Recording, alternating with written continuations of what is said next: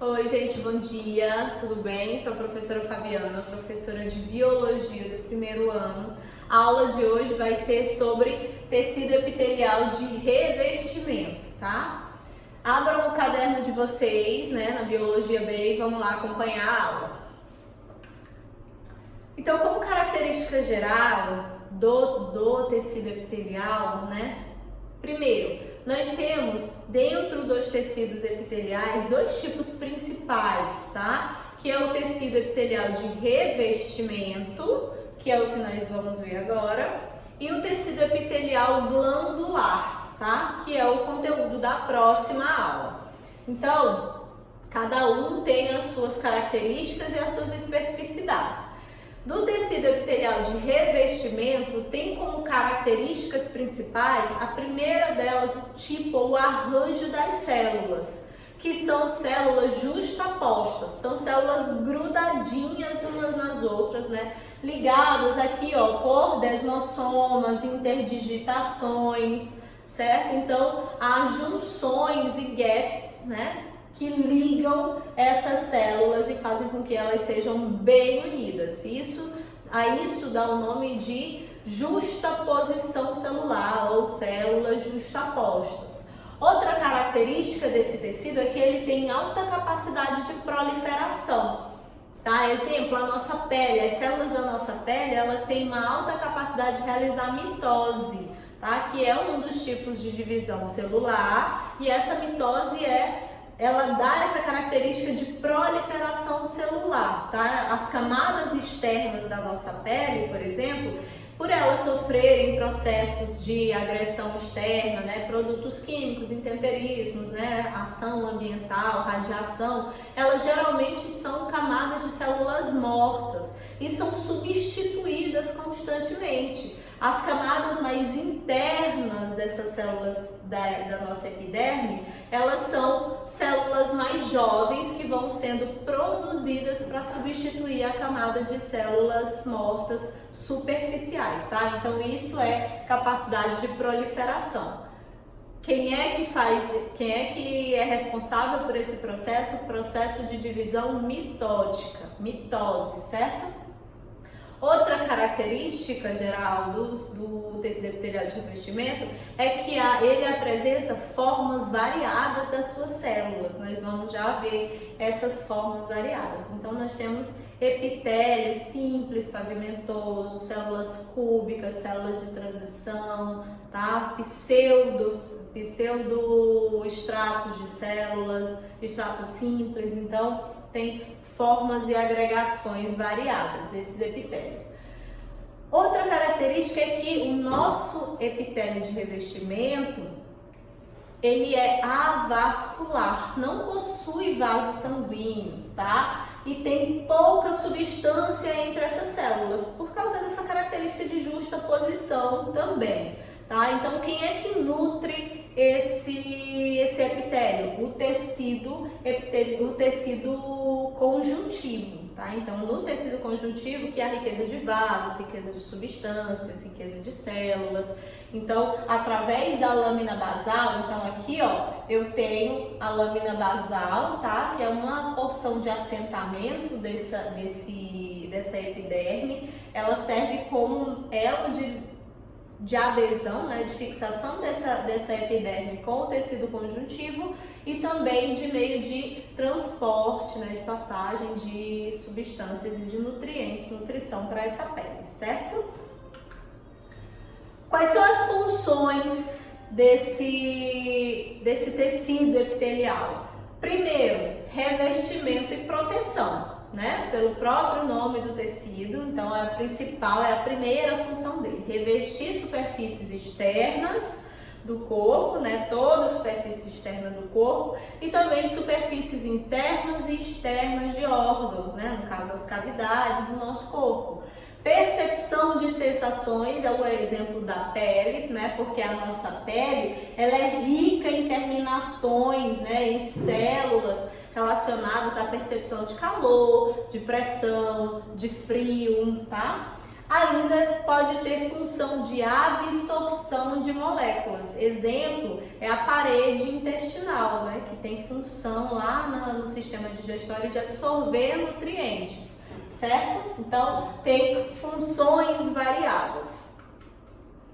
Quanto à forma das células, o tecido epitelial de revestimento pode apresentar células pavimentosas, que são essas células achatadas aqui, ó. Reparem que sempre aqui as imagens, ó, esse tecido epitelial, ele está assentado na lâmina basal, tá? Então, células pavimentosas, que são células achatadas, células cúbicas, que são células mais em forma de um cubo, células de transição, que têm tamanhos variados, e células prismáticas, que têm uma forma mais colunar, tá? Formando essas colunas mais altas, tá? Então, ou prisma, certo? Então, tem essas em relação às formas. Essa é a primeira classificação do tecido epitelial de revestimento, quanto à forma das células. A segunda classificação é quanto ao número de células. Por exemplo, eu posso ter um epitélio de revestimento formado por camadas de células simples. Então, eu tenho um epitélio de revestimento simples, tá? Então, é uma única camada de célula assentada nessa lâmina basal. Eu posso ter também tecidos, né, epiteliais chamados de estratificados, ou seja, que possuem várias camadas de células. Ó, reparem que aqui eu tenho várias camadas de célula acima da lâmina basal. E pode ser também pseudoestratificado, que nesse caso há apenas uma camada de células, mas essas células possuem alturas diferentes. Isso dá uma impressão visualmente de que é como se fosse dessa forma aqui, tá? Como se houvessem várias camadas. Mas essa impressão, ela só é dada porque, como essas células têm várias alturas, os núcleos dessas células, ó, eles também assumem alturas diferentes. Então, visualmente, parece que são várias camadas. Então, é um falso estrato ou pseudoestratificado, tá? Então, nós temos essas classificações, tá? E também temos os tipos. De acordo com essas classificações, com o tipo de célula, com o número de camadas, nós temos os tipos de tecidos epiteliais de revestimento. Nós temos tecido epitelial pseudoestratificado prismático, exemplo, a mucosa nasal, né, das nossas narinas, é desse tipo de tecido, desse tipo de epitélio.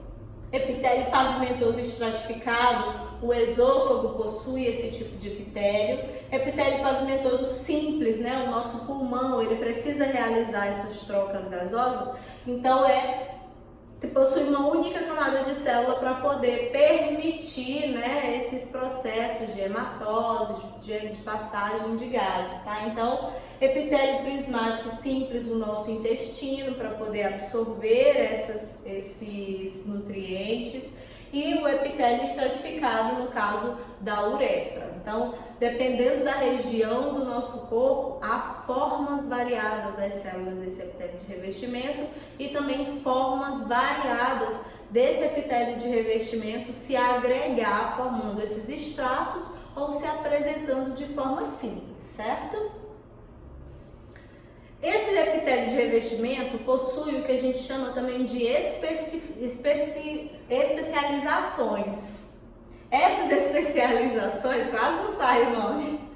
Essas especializações são principalmente microvilos ou microvilosidades, tá? O que seriam essas microvilosidades? É um arranjo da membrana, tá? Semelhante a canais, né? Como se fossem vários dedinhos assim, ó. Então eu tenho a epiderme e essa membrana forma como se fossem vários canais, vários dedinhos. Por que isso aqui é importante? Aonde que isso é encontrado? No nosso intestino, na parede intestinal, há essas células com esse tipo de estrutura aqui. Por quê? Porque essa estruturação celular e da membrana dessa forma aumenta a capacidade de absorção, tá? Então isso favorece com que essas células absorvam muito mais rapidamente e muito mais eficiente, de forma mais eficiente os nutrientes provenientes da digestão, tá? Então os micronutrientes.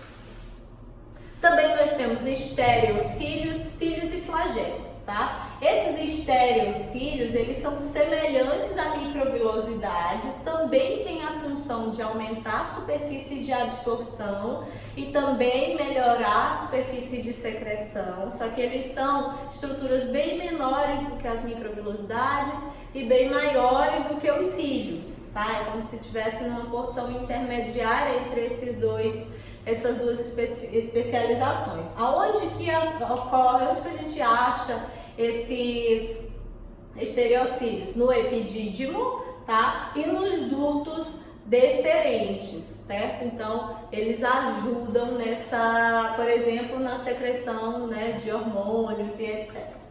Os cílios e flagelos, então aqui eu tenho um exemplo de células ciliadas, né? Então aqui, ó, mostrando os cílios, são prolongamentos longos e dotados de motilidade. A nossa traqueia é rica em células ciliadas, por exemplo, certo? Então, são esses tipos de especializações da membrana, na realidade, né?